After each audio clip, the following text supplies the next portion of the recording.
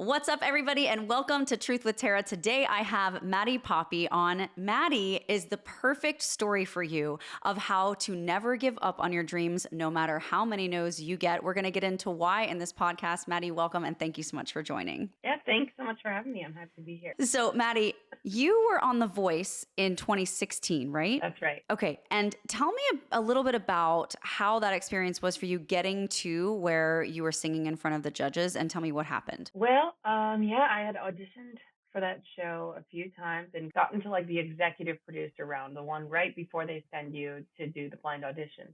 Okay. And I think I had gotten to that round or right before that round 2 times. And then the third time I finally auditioned again, I got the blind audition. And of course, that was so exciting. And at the time, that was the last show. American Idol had gone off the air. So I really thought, this is my chance. And Yeah. being a girl from small town Iowa, I was like, this is my fast track. This is my way. I don't know anybody in LA and Nashville. I had always thought like, oh, how cool would that be to just get up and move to Nashville? But I knew that there was no way I was ever going to be able to do that. So I thought, this is my way. Then I got the blind audition and I didn't get a chair to turn. Wow. It was like just a heart sinking feeling. Because Yeah. I really thought, how would I have, not made the first 2 rounds and the first couple times, and now I finally made it. How did this not work out for me? This was my chance. And so I guess now not going to happen, and that was my senior year of high school also. So there was kind of a lot on the line. I also had thought, if I do this, then I don't have to come up with another plan. I don't have to figure out what else I'm going to do after high school. So yeah, when those chairs didn't turn, it felt like really crushing. It felt like the end of the world at the time. Yeah, right. And I remember feeling really just questioning so many things and just really bummed about that for quite a while after. Yeah. Wow. I can imagine. Yeah. And then your if then didn't happen. So then did you go to college? I mean, how did you pick yourself up? And then what was your story after that? Yes, I picked back up and just kept gigging around Iowa and playing shows. And I went to college for graphic design.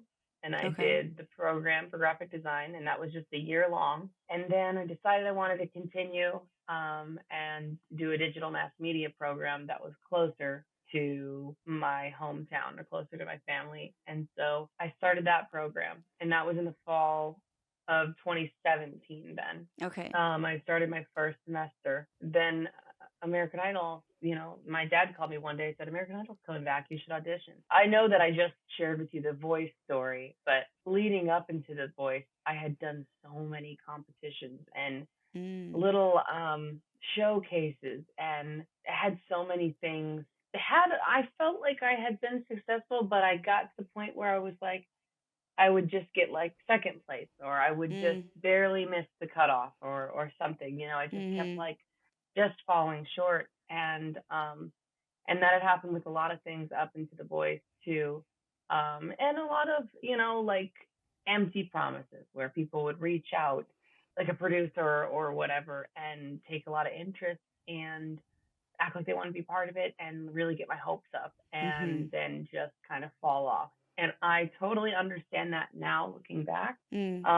Just being in this like industry, I understand how that happens. But at the time, it was like, man, it was hard, and it felt discouraging to have, to reach out to this 16-year-old girl in Iowa who has nothing better going and give her false hope. It was like, come on, guys. Yeah. When you said a 16-year-old that has nothing else going for her, I was like, oh my heart, because you're speaking the language of hundreds of thousands of 16-year-olds at this point in time right now who are watching this, who are being like, that's me. Like, that's exactly how I feel. And so what did you do? How did you went to school for graphic design. Did you say to yourself, all right, I'm going to just do what I can with what I've got and go local and then get a plan B degree, it seems like? Yeah. I remember, just kind of doing the bare minimum at school because I was like, this isn't what I'm going to do, and always having that dream in the back of my head. And I remember being in class and sending out emails to shows Yeah. and sending out, can I please play at your venue? And looking up every venue in Iowa and reaching out and trying to book shows. And after class, I remember bringing my CDs around to every place in that town and handing it out and saying, "Hey, can I play your place sometime?" And I didn't hear back from one person. And so then, yeah, that fall, I was in the middle of digital mass media school, which is just video and audio and photography, and was having a lot of fun. Was like this was more my speed. And then I had auditioned for the show, and I had made it past. I kept making it, past these rounds, and then I finally got told, okay, you get an audition in front of the judges. For American Idol. Yeah, yep, for American Idol. And I remember going into every single round thinking, this is it. Don't get your hopes up. Just sing what you want to sing, but like don't get too excited. Yes. And I just did that at every round, and then going into judges, same thing. I was the fourth person of that season to audition for the judges. Oh wow. Okay. And they were fresh. and yeah, and so the first three people all got golden tickets, and I was like, they still have 200 some people to go through. I was like, there's no way they're going to hand out 4 in a row. Wow. So this is enjoy it. And sure enough, I got the golden ticket, and I went to Hollywood Week, and I just kept going and having fun, and I didn't quite, like, I never saw me getting as far as I did. I was always so intimidated by everyone else around me. I remember, but also there was a little thing in the back of my mind being like, all these people who are trying to intimidate you, or like, trying to outsing everybody, they're also insecure. And I mean, everybody is in the same boat right now. And I know that nobody else saw me as a real competitor early on either. Really? Why do you think that? The groups that would form, the real like artsy, like, when you look at somebody and you're like, they're an artist. Like, wow, they have the whole look and everything. Yeah. And they would get a really great compliment from the judges, and everyone would think that they were so good, and so they were the popular They're person, gonna win. and everyone was. And I was never a person who was looked at like that. I was just wearing my overalls. I was like a little, I don't know, 20-year-old, and you were the outlier. And and which was honestly fine, because I had very low expectations. There were other people in the contest who were looked at as, I remember so specifically people saying, oh my gosh, that person's going to take the whole thing, or that person, they're safe every round, and they'd go home, and they didn't make it to, top 50. Wow. And quickly everybody's mindset started to change. Like, oh my gosh, like this is not going how we thought this was going to go, or maybe we don't know everything. Maybe we need to, like, people were like pretty humbled pretty quickly, I thought. I just tried to keep having fun, and I never got my hopes up until, man, maybe when I was top 3. That's when I finally thought, man, maybe I do have a chance. And I remember coming home to my hometown visit, and there being like, I can't put a number on it, but there's a video on YouTube if you're interested in seeing that. There's a crowd of people, and I'm not sure how many people were there, but I remember driving around this gate and coming in and seeing all of those people, and just waves of like my shirt. And that was the first time I remember feeling like, oh my gosh, like, could I win this? And I remember being like, I had no idea that this many people were like watching me, rooting for me. Yeah. So that was a pretty awesome feeling. And your hometown is pretty small. I gather, like, what, 1,200 people, something like that? Yeah, I think they might be up to 1,500 by now. Oh my gosh, I was kidding, but that's serious. No, I am serious. I don't know, Clarksville, Iowa. It's so small. So you put it on the map. 1,500. Wow, that's amazing. So like the whole town plus the surrounding 4 towns came to see you. Yeah. I think it was like 20,000 or something Oh my crazy. It was gosh. That's like the out. surrounding 10 It, towns, maybe more. it was outrageous, outrageous. Yeah, so cool. Wow. So that was the moment, top three, where you're like, I could win this thing. Walk me through the moment when you were singing your last song and you were in that in between. First, what did you sing? And then what were you thinking of while you were waiting to find out whether you were season 16 winner? Man, I mean, it was a 2-night event. The finale was, and the first Okay. night, I think I felt good about one of my songs, but we had 3 songs. And I mean, I kind of knew like I gotta like, okay, I've got to bring it home here, but also like at this point in the competition, people have made up their mind, I think, who they're gonna vote for. Mm, And unless I like bomb pretty crazy, people know. I think that, just based on the previous weeks, it'll be pretty consistent with how it's been going.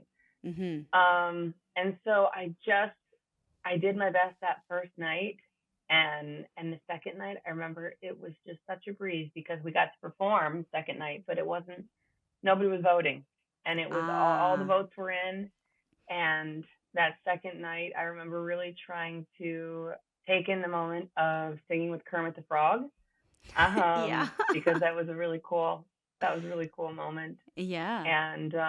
And I remember just singing and looking out into the audience and thinking like, wow, like this is it, this is the end, and I made it here, and it doesn't matter right now. I'm just having fun, and Yeah. Yeah. then they whittled it down to 2 then before the night was over. And I was in the top 2, but at that point I didn't care who won. Mm, Because I don't know, it was just everybody had such a good friendship on that show. All of us contestants, we just all we got along so well, and everyone really wanted the best for each other. And yeah. I remember even, a few weeks before the finale, some of my best friends on the show had gotten eliminated, and I was so sad. I couldn't even Yeah. think about going forward without them because, Right. we were living in apartments together and Yes. just sharing all of those experiences. And I was like, how am I going to do this without them? Like, Yeah. it didn't really feel like a competition. It felt like summer camp, Yes, and I do. I do know. yeah. And so, yeah, I had seen right before the last, I guess, when they announced the winner, we went out there and I couldn't help myself.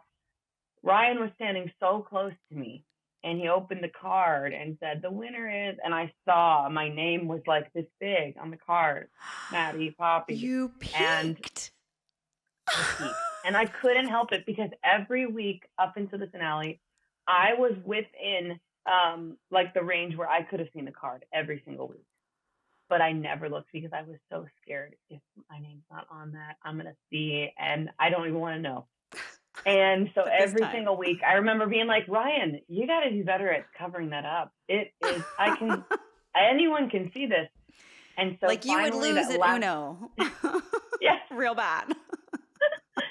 that's a good one. Yes. And so finally, that last week I was like, I'm looking, and I peeked, and we both looked, and so we both kind of knew that I had won, and so then he said, yeah. So then he said my name, and I guess it had hit me a second before, but Right, that was right. yeah. I saw the card. Oh my gosh, you peaked. That's hilarious. I wonder if that showed, if that translated on camera to the viewers watching from all over. It did actually. Did it? If you look at the video, you can see me look. I think you can see me look over. You can definitely see me smile. And then Caleb, who was second runner up, he kind of shook my shoulder like, "You did it," and you can see that on camera, like, "Oh, you won," because Oh. we both saw, and I think you could see like a little bit of disappointment on his face, but he was really Mm, trying to be happy for me. sure, sure, of course. But Yeah. yes, there's definitely that video out there. Oh And my so gosh. we both found out at the same time. How funny. How funny. So that was 2018 for you. Yeah, that was May 2018. Yep. All right. So just to recap, and you were how old then? I was 20. At 17, 18, you got told no by The Voice, Hmm. no chair turns, Hmm. went all that way, thought that was basically your only chance at being a singer. And then Idol was canceled, didn't ever plan to come back, to your knowledge. 2 years later, it comes back, you go on it, you win the whole thing after being told no by all four judges of The Voice. And this is like new life injected instantly into your dreams, into your career. And all of those no's that you got told during that interim time was now this one humongous yes. And I want to pause there for our listeners and our viewers, because I say to my students that are in artist development and are on the professional track to actually become a singer and make a living at it, it takes 10,000 no's to get to one really good yes. The difference between someone you see performing on a stage versus you in your room singing to yourself by yourself is that they could handle more no's than you could. That's really all there is to it. It's the only difference. It's the ones that don't give up, that are just so relentlessly persistent and will stop at nothing, even short of at the risk of being called crazy and being told maybe this is your sign, you should quit. That obstinance about the belief in oneself that continues to perpetuate them forward. And so I want to congratulate you, first of all, on having the skin that's thick enough to endure those no's to get to that one really good yes. And I want to know, what did you do then with that one really good yes after 2018? Yeah, no, that's so well said. I've never heard it put that way. That's great. Hmm. And it's so true. I I think about that as you said, oh, you thought that was the end of it.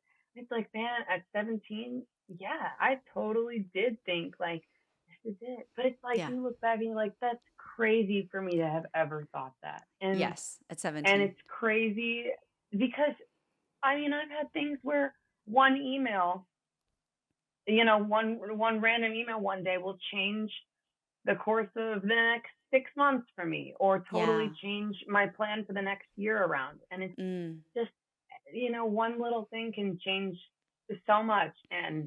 Um, and I've really tried to, I can be negative. I can be very negative, and I can be a complainer and all that. But I do try to stay optimistic about the times that I'm told no, or the rejection that I face, Mm. because I think, man, at the end of the day, I've got me. Like, I'm the only one who's got me. And Hmm. so if people want to be part of it, great. If they don't, we'll find other people, I guess. Yeah. But that's kind of, I mean, even since Idol, you know, things were going great, and then the pandemic hit, and obviously there were some other factors, but got dropped from my label, and that was a big mountain to overcome, to feel like, oh, what am I going to do now? I don't know what I'm doing at all. And that was the first big, like, punch to the gut, where I was like, okay, I have to overcome this. And I wasn't ready to do it. I wasn't ready to do it until literally, I don't know, 6 months to a year later. I was like, okay, I can tackle this. I can do this. Let me But stop you right there, Maddie.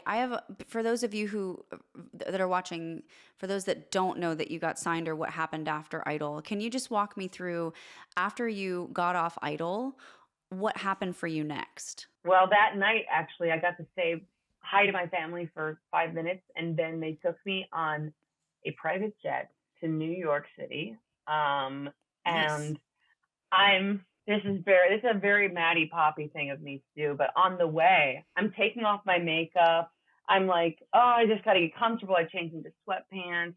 I'm like, I'm on a private jet. I'm going to take a nap and stuff. And as soon as you know it, we land in New York, and it's 6 a.m. and they say, you're going to be on Good Morning America in 20 minutes. And I'm like, Oh, I have rude.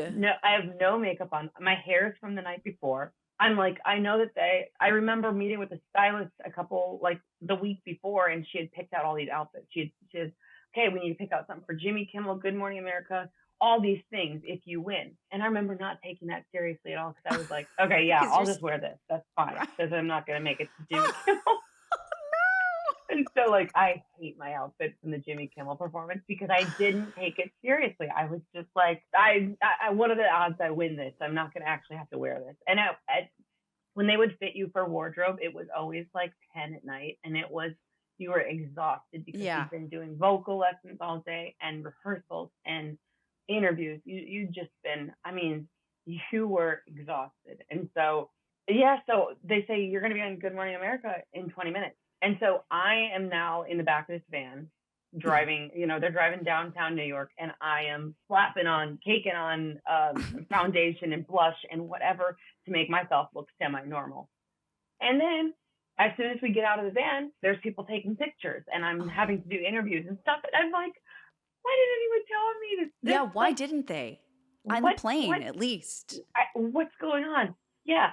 And that's so rude. And so yeah, I would have been so mad. Like, you couldn't have sent me a memo on the plane as I was now. Don't nap and don't take your makeup off. Like, exactly. Why? So then luckily, like at that point, I was so new to things that I wasn't really concerned with all that. Like, I didn't know the secrets yet about like, how to like, make your hair look bigger, or extensions. I wasn't wearing extensions. I didn't wear Spanx yet. I didn't wear, eyelashes and stuff like that. I was really, really low key. So luckily I didn't. And now if that would happen to me now, I would be like so upset and so lost. Like, what am I going to do? I have to go barefaced. But at the time I was like, okay, this sucks, but it's okay. But I got there and I said, can I have hair and makeup? And they said, you have 2 minutes in the chair. So I go and I sit down in this chair, and they put mascara on me. And that's all we had time for. Come on. And I think maybe I told them, can I get just a pop of blush or something? And then I walk out there and I look back and I'm like, all things considered, I don't look too bad. If you see my GMA performance or GMA like appearance the next day, I looked okay. And same hair from the night before. Bedhead from the private plane, no big deal. Yeah. Yeah. And then, man, I don't even remember what happened the rest of that day. But I know that by the end of the day, I was on a plane back to LA. I think, I did do a performance on Kelly and Ryan. Okay, I know that. Fun. But then I came back to LA, and the next day I went into Hollywood Records, and I came around this like bend, and all these people were down in the lobby, like clapping for me. And I was like so overwhelmed. And I was like, is this my new life? What's going on? And just met with people. And then we did a music video shoot that was like 3 days long. It was huge. Oh my gosh. Production. Yeah. And then I did all these appearances, and I was just being thrown right and left and everywhere. Yeah. And media. I remember being so grateful, but I remember getting home at the end of the day and just like crying on the phone to my dad. Like, I don't know how to do this. And my dad's like, do you need us to come get you? And I'm like, no, I have to get through it. I can do it. Yeah. You worked for it. So I was so grateful, but it was a lot to just overnight be thrown into all of that. You know what it kind of reminds me of? It kind of reminds me of like Katniss in the Hunger Games. Because I was on a reality show. I was on the X Factor, and I made it pretty far, top 6 in my category. And so like, the boot camp and all that stuff, right? And to me, even then, I'm like, this is like the Hunger Games.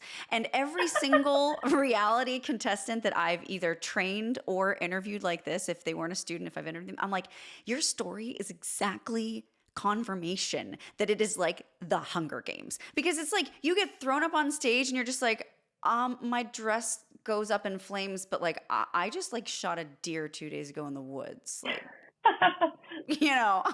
what am I doing? I'm just here fighting for my life, basically. And it's all for show. And you're just like, there's this huge cognitive dissonance around it where there is zero time to process any of it. And you're just then, before you know it, thrown up on a stage again to sing for your life is what they make it feel like, even though it's literally a show that people forget about. And it's your job to capitalize on the exposure later, which is what I very vehemently prepare and tell my students to do. Because look, even as a winner, right? I guarantee there's gonna be people watching this who are like, "Who's Maddie Poppe?" Like, that was years ago. Same with, Everyone. Hi. yeah. Yeah, hi, she's Maddie Poppe. She's an amazing singer. Listen to her. But like, you got to know what to do with it after. So you had that crazy couple days. How long after was it that some label scooped you up and signed you? And tell me about that experience, because that's really kind of like the catalyst for the show. I think in most artists' minds is that, like, I need to get signed, I need distribution, I need money backing my stuff. And like, this is, like you said, the elevator way to get that for me. This is the quickest way, especially based on where Hmm. you lived at the time. So here's my kind of model to get to my means to the end. Like, this is the thing that's going to get me there. So how long after did that happen for you, and what was your journey like in the midst of that? What label was it, et cetera? Tell us about it. Well, it all happened overnight. And I Oh, know that I signed a contract when it was like top 50 or whatever. But again, I signed the contract thinking there's 50 people left. There is a really, really slim chance that this is going to apply to me. So I'm going to sign this contract because I'm wow. having a good time. I mean, what if you don't sign it, you're out. You're So out. I was There's like, no choice. I have, Exactly. I'm signing this. Yes. And I remember being on the stage, and I feel like I think it was at the finale, when there were either two or three of us left, and Ryan reading the teleprompter, and he was listing all the things that the winner was going to get. And I was like, oh, I didn't realize, like, all of this. Wow. Like, and he said, and they'll be signed with Red Light Management and have a deal with Hollywood Records and this and this and this. And I was like, wow, that's pretty cool. Like, I was like almost finding out about it right Oh then. my And gosh. I know that, I mean, it's so funny how tuned out and like, I wasn't processing anything. This guy, my manager, Jonathan Shanks, who was my manager for 2 or 3 years after the show, he had been running around with everybody like weeks up into the finale. He had always been around and was getting to know everybody because he was going to manage the winner, whoever the winner was. Mm. And I remember always thinking, like, what's this guy doing around? Yeah. Like, why is he here?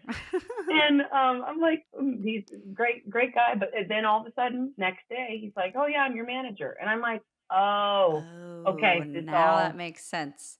this Yeah. all is making sense. So yeah, there were a lot of little things like that I was like, wow, I really didn't pay attention to any of this. And so yeah, You the Hollywood really Records thought you was weren't getting through. Wow. You so really meant Hollywood that. Records was the label, and overnight, I was signed with them. So So by default, right? Because Idol does that. Yeah, I forgot about yep. that. You know what's crazy? I'm going to let you in on a little secret of my own. So I've had a couple students on Idol, and one of them, her name is Lauren Lott. She's it just tears paint off walls with her voice. She's an amazing singer, and but she never really wanted to be a pop star, much to my chagrin. And I mean, to this day, she's still a student, and I cannot get the girl to write a song. Like, I've given her songs of mine. I'm like, just sing them, please. But anyway, Lauren was on American Idol. I forget what season, and we intentionally chose a song that would get her off after top 12 because the contracts just get worse and worse and worse, more tight and tight and tight. And so we literally chose a song that was like good but not great, good enough to make her look good but not good enough to get her to go through, because we had had enough of the Mhm. exposure for her to get her to where she wanted to be on Broadway, to get like private auditions and invites and stuff. And she was gone. And the next year she was doing Broadway. This was exactly what we Wow. wanted. But like, it was Wow. strategic for us. Like, I was like, you under no circumstances win this show, because I didn't want her signed. She didn't want to be a pop star. Like, she didn't even write her own stuff. I'm like, this is not for you, like, to win. This is for you to get the exposure and get the heck off. And so when she Yeah. kept getting through, I'm like, yay. Like, I kept getting more nervous. I'm like, okay, no more than top 12. Like, you got to go. I'm serious. Like, don't get through again. And so That's it worked that out. I didn't have anyone I didn't have anyone like mentoring me or anything, but I had no strategy. I was told pack a bag to stay from January till April, and I packed enough clothes for 2 weeks because I thought, if you look at Oh like my. interviews and videos, like B-roll, it's all me in Forever 21 t-shirts from the clearance bin. because Oh my we word. were across the street from a Forever 21, and that's all I had time to go over and just buy stuff because I needed clothes. So I Because you can't say I had just, a strategy either. wow. Wow. Well, I wish I were your coach then because you would have had one. And not to say that things haven't worked out for you, but I really think that part of the reason I have an issue to a certain extent with these shows and the model they're in is that there really is not much oversight for the artist. They make it seem like there is, but really you're a cog in the wheel. You're meant to give ratings. You're meant to be there for the betterment of the show. You are casted as a character. You know this. There are casting directors and then there are vocal coaches on the show. And really they're playing with people's hopes and dreams and literal lives. And so I find it to be very rewarding to be able to come alongside an artist like Lauren or like you, if I had the chance, and say, hey, what do you want out of this? This is how we're going to do that for you in Hmm. this. Like, this is our strategy. Because if you don't, like the label dropped you, right? How long did it take for them to drop you? It was 2 years. What did they do for you in that 2 years? Yeah, I mean, I learned so much. I had so many great experiences, and truly, I mean, there was a part of me that was bitter, like anyone would be when you get Mm, rejected. You get sure. mad, you Yeah. get bitter, you get angry and resentful. And I felt that way towards them for sure right after. I Mm, wanted to do everything to prove to them that they should have never dropped me and blah blah blah. And now mm, I look back and I'm like, man, that it all happens for a reason, and it all like was such a good learning experience for me. But I am happy to be an independent artist now. And yeah, there were a lot of things that I let myself give up creative control. I let myself give up even kind of like musical standards. There were certain songs mm, that I was kind of persuaded, we really want to make this a single, and or this will do really good on radio. Okay, I'll release it then. Instead of, well, do I love this? Do I want this? And now I'm just doing what I love, what I want, mm. and I mean that is different for everyone, because I totally understand you have to play the game in everything in life to an Right. extent if you want to be successful, if you want to get to the top. Some people Mm-hmm. get there completely naturally and completely being themselves, but there's always an element of what do the people want, what Yes. what sells kind of thing. Yeah. And so I guess what I got out of it is a lot of learning experiences and what I Hmm. want and what I don't want. Yeah, absolutely. And sometimes learning what you don't want is more valuable than knowing what you do. And with the label thing, he who pays has a say. And if the label is paying for your stuff and you're Yep. distributing all that stuff, like they want to have a say because they want to recoup their investment. It is a business. I think a lot of artists fail to see that. Not necessarily talking about you, but a lot of artists, they're so wrapped up in the heart and in the creative process, Yep. they miss completely like the whole dome around them, which is the mechanism of the business of music and how that wheel turns. And they're just thinking, Completely. let me play on my stage, let me reach the people, and let me record. And the person who's got the purse strings is like, yeah, you do that, but over here, like we're gonna like recoup our investment, and you're gonna basically in some cases like be our indentured servant until you pay it back, or we're going to shelf you, or there's just so many things. And so I really think it's great that actually they let you go and that you're now Hmm. an independent artist. And I'm not downing all labels. I just think the model's a bit broken. And I think it takes some fearless leaders in the industry to say, hey, let's make a label that's sustainable now and not like just scrape after the model that used to work 20, 30 years ago that's never coming back. I mean, it just Hmm. needs to be reimagined. And I think indie artists are doing that for labels that are too scared to. We are reimagining it for them in an independent way. So tell me, now that you're indie girl, how's that been going and what's new lately? That's so true. I'm so happy to hear somebody else on the same page as me about that. And I know that that was not how I always felt. I mean, I had felt abandoned. I had felt like Mm, they owed me. I mean, you even feel like a sense of like entitlement that I mm, even see now with people who are going through that stage, who are going through what I went through, 2 or 3 years ago. And I'm like, I remember feeling that. And Yeah. I know what they're going through right now. And I think that it'll just take time and they'll understand. But Mm-hmm. yeah, you definitely feel a sense of, um, I mean, your emotions just get to you. So, Sure. but yeah, it's all business. It's all numbers and, Yeah. but yeah, being independent, it took some getting used to. It took I'm not great at it. I'm not it's not easy. I finally got a manager starting like last fall, but Okay. really getting into the swing of things now that it's the new year. Good. And so I'm excited about that because that's another thing that I was like holding out for. I was trying to do everything myself and thinking Mm. I don't want anyone involved unless they really, really want to be involved, unless they Mm. are begging me, saying, I know what to do.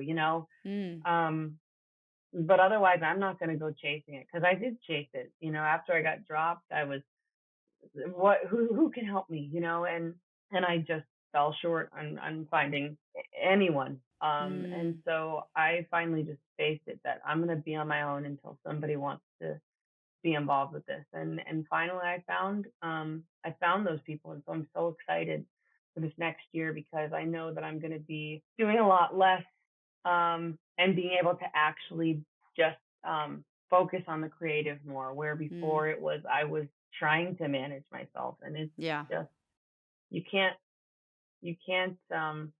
I don't know, something's got to give. There were things that I was like, I'm not even going to do this because I have to do this and this and this. So something's got to give. Yes. And that's not a good um place to be in. But yeah, Right. I mean, I'm still learning. I guess I can't even give any advice or even speak on being independent. I mean, maybe in a couple of years we can have another conversation, I guess, Sure. because I've been independent, I guess, since 2020, but I'm still figuring it out. I'm still just doing the best I can, but I guess even more so, I am doing what I want to do. I'm Mm. doing just as much as I want to do. I I think when I had gotten dropped and started um wanted to start releasing music again independently, I was like, okay, I've got to follow the 6 week timeline. Every 6 weeks I need a single. And okay, this will be this single, this will be this. And it was more about quantity over quality. And I feel like now I Mm. want to be more quality over quantity. I want Mm. to do it on my terms, I guess, and kind of because it's like, man, it's either gonna work or it's not. I mean, or you can play the game and follow the algorithm as much as you want, and maybe that will work. But I'm like, man, I don't want to just like kill myself doing this. I Mm. want to have fun and enjoy it, and I like doing other things in life. I'm not gonna. That sounds like I know there's people who eat, sleep, and breathe music and put everything they've got into their career, but I don't know. I guess the more time goes on, the more I'm like that'll show itself at the end. I guess I'll know the result. I mean, I can't complain about not being at the top when I'm not gonna put my all into it and hustle like nonstop. But I enjoy so many other things in life that I love music, but I that sounds really bad. I should be telling people like totally No. hustle. Well, okay. There's a point, I'm not going to lie. Like you do need to have a hustle in order to make it cuz there is something to be said for like what I Yeah, said at the beginning, that person who totally. just simply is obstinate about the belief in themselves, right? But I don't think that means beating yourself up and only eating, sleeping, breathing music necessarily. That does work for some people, but for some others, that creates this burden and sense of like work about something that should be a joy. And when you get weary and Hmm. well doing, you know you need to take a break, even if it's well doing. So I don't think that there's a bad thing in balance. I guess what I would ask you is let's get down to like the logistics of your life, right? So are you making a living doing music full time or do you do something else to support yourself? Yeah, I do music full time. I guess I should have phrased that in a better way, where it's like I feel comfortable and I'm able to do this, and I'm really grateful to be able to do this full time. And so yeah, I guess I'm kind of like your student in that way. I don't need to be a pop star, a superstar selling out, Mm, you know, stadiums and arenas. I see so many people that I admire so much who have made an amazing career for themselves, an amazing name for themselves playing small theaters.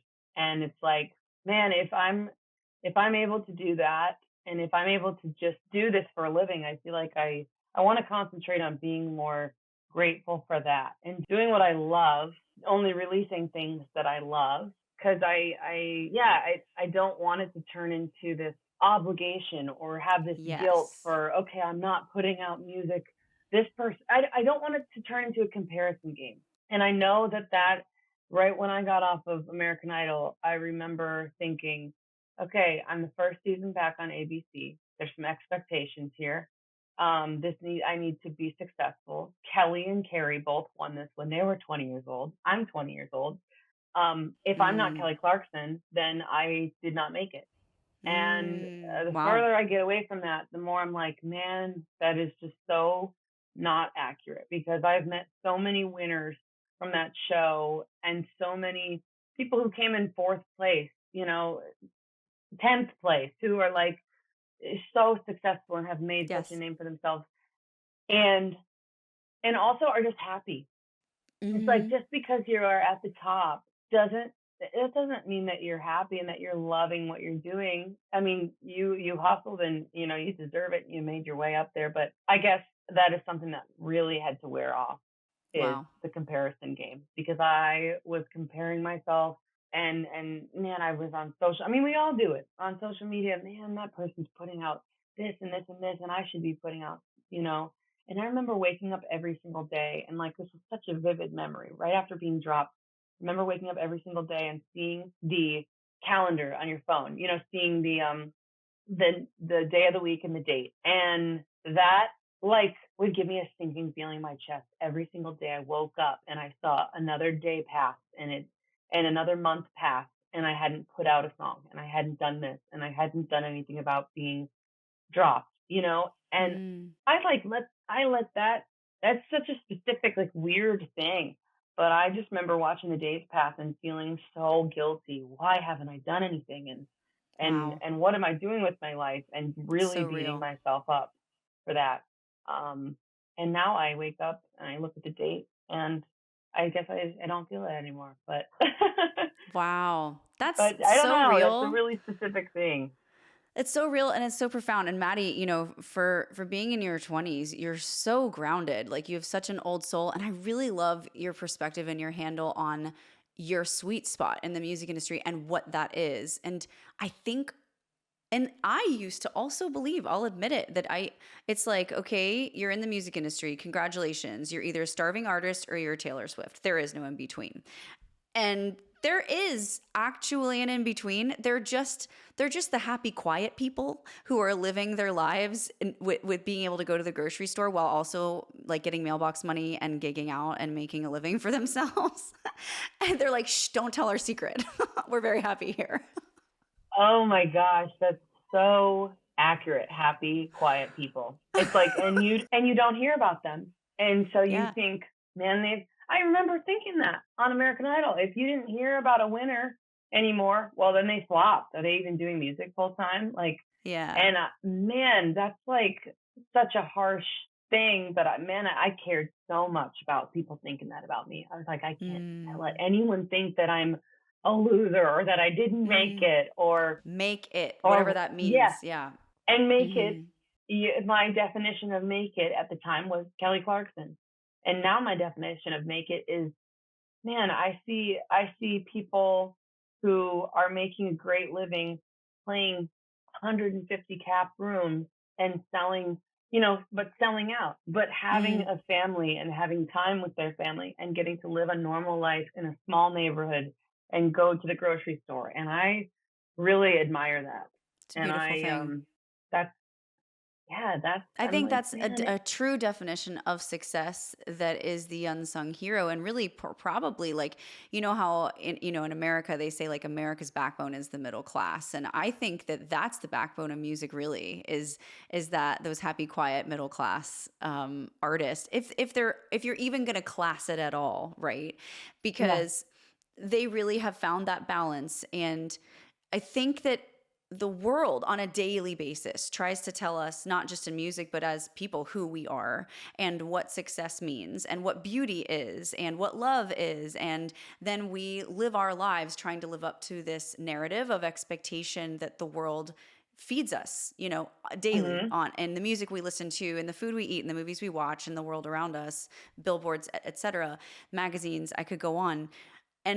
And yet if you somehow you must have been raised right, but like if you somehow have parents or faith or something that speaks against that to remind you of who you actually are and what happiness actually is, I do believe that there are people watching this whose misconceptions of what success is, if they're wanting to be a singer or an artist or anything, and they're thinking it's only this or it's nothing. I just invite you, if you're listening and watching, to let that fall off of you, let that melt away. Take it from Maddie, take it from me, take it from people like us who have continued to grind in our industry, but have found success in a different way, in a way that pleases us, in a way that does not have to necessarily conform to what the quote unquote making it narrative necessarily is.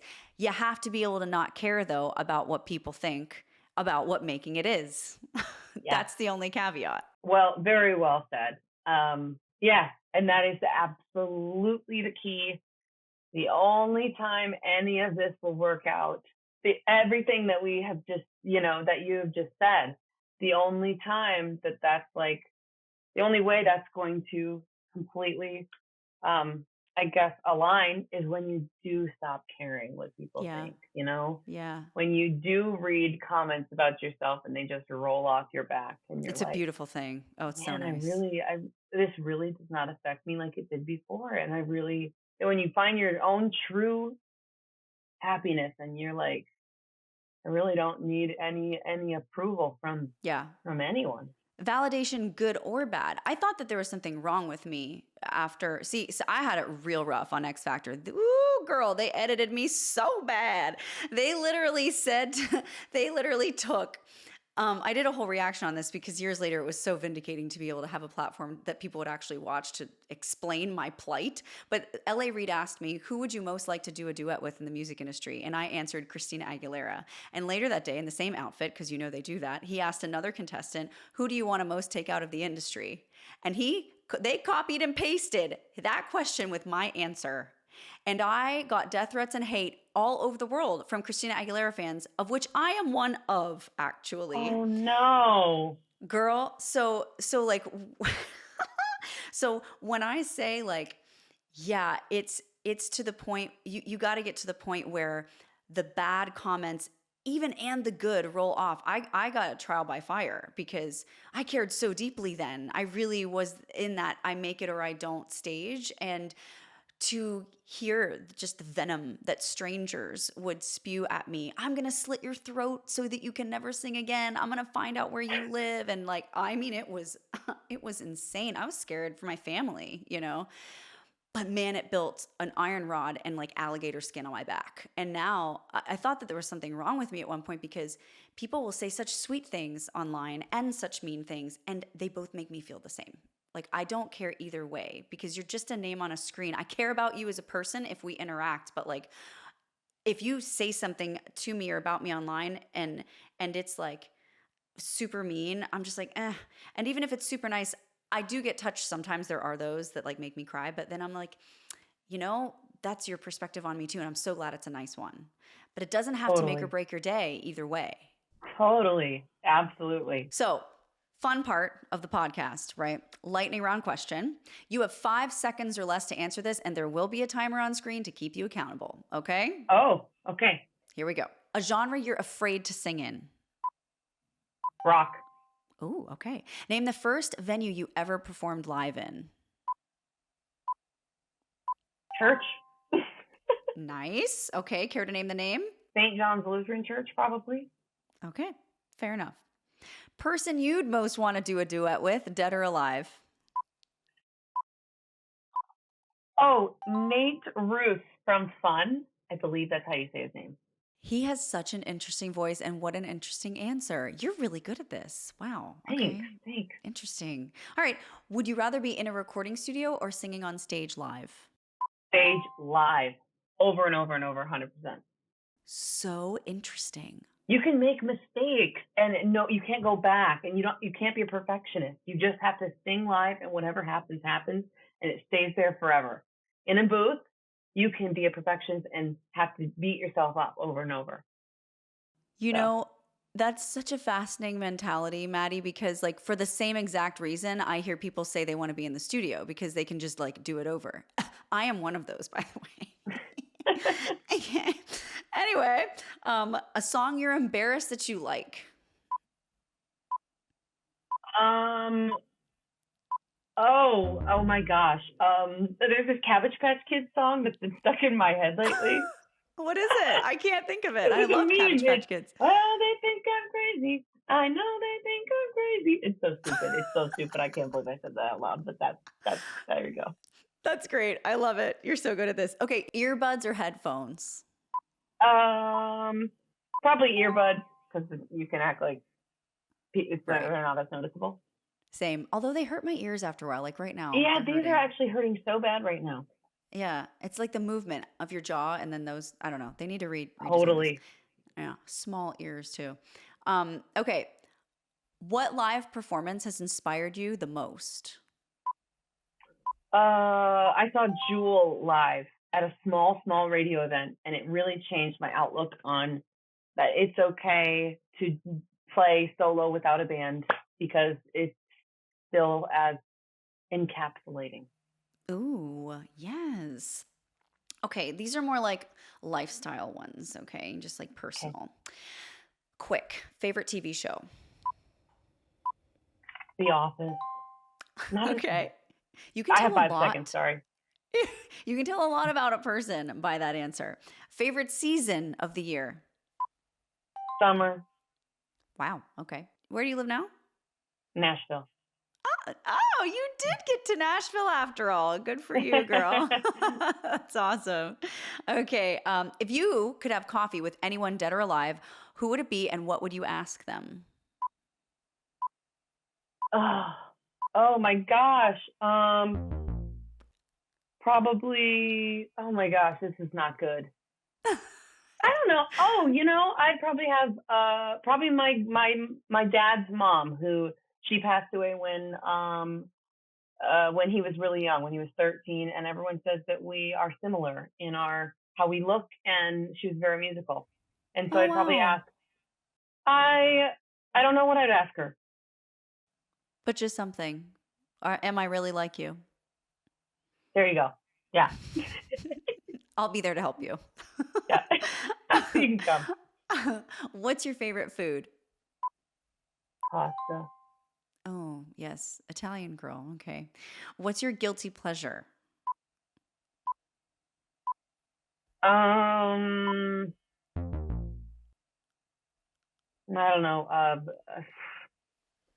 Organizing. Really? I love to organize. I feel very good after I organize something. Yeah.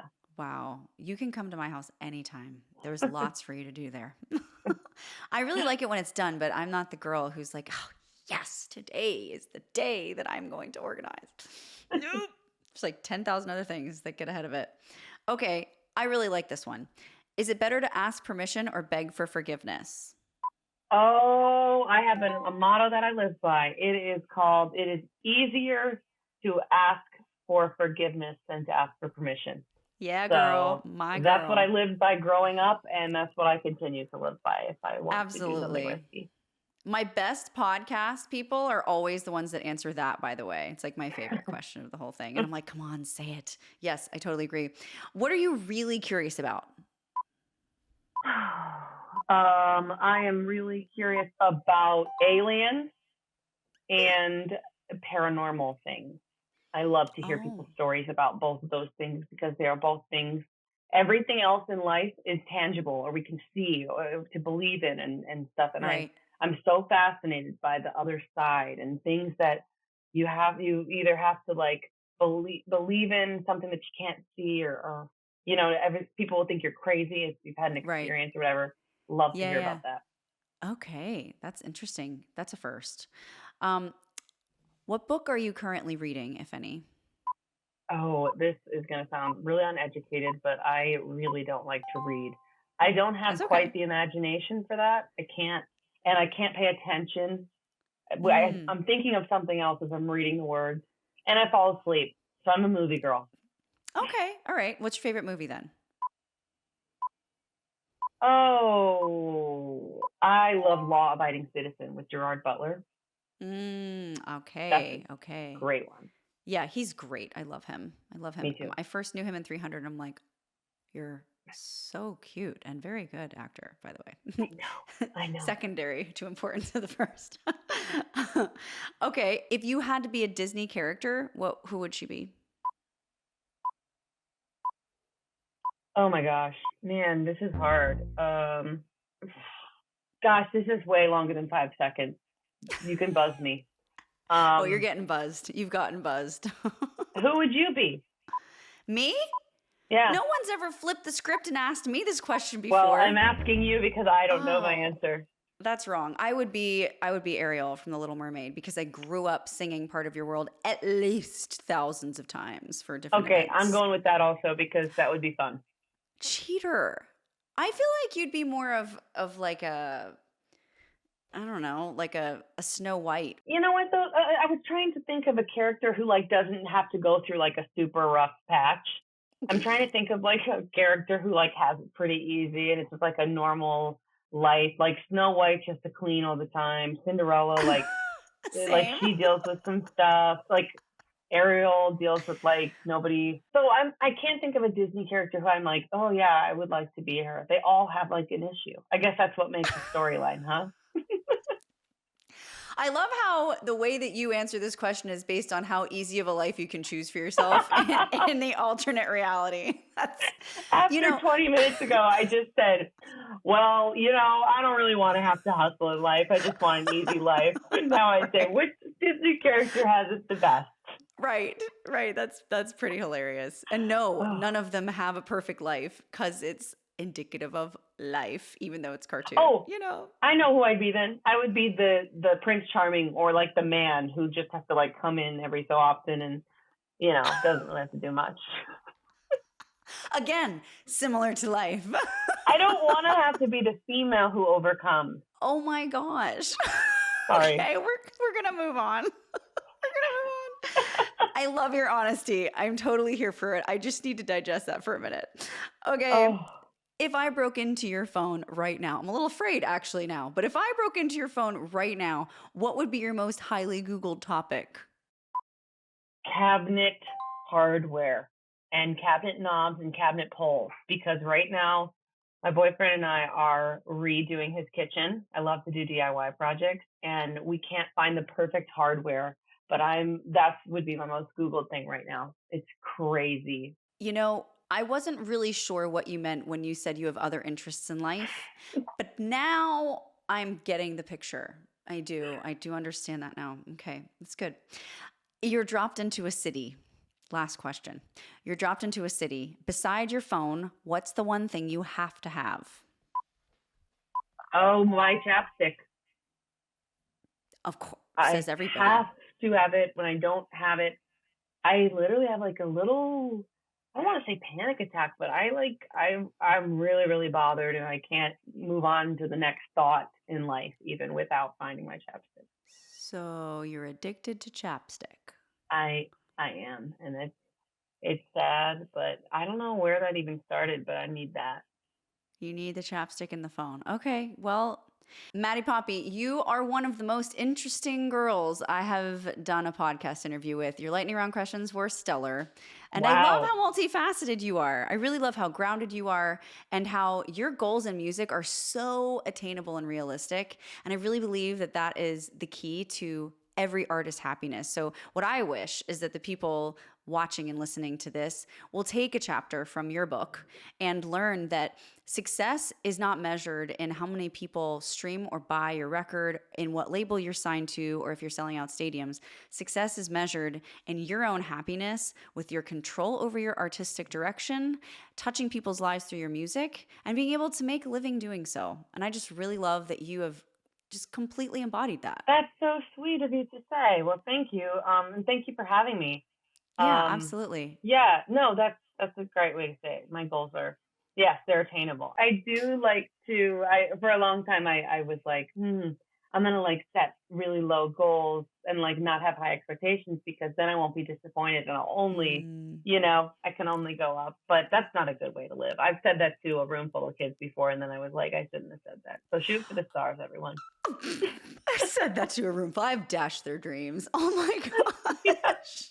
Maybe don't you go set goals. back. Maybe you go Yeah, back to that same place and like reinvent that speech I to do. those I know. I kids. do. I take it back. Maddie, where can we find you? I am at Maddie Poppe on all social platforms and Maddie Poppe on streaming. It's spelled Poppe. Okay. Well, we will come and find you there, Maddie. I bless you and I pray that your latter be greater than your past in your career and that you continue to live out the happiness that you've been searching for. Thank you so much for being on today. Guys, make sure that you support Maddie in her artistic journey. Follow her. I think she's got some really, really great years ahead of her in music.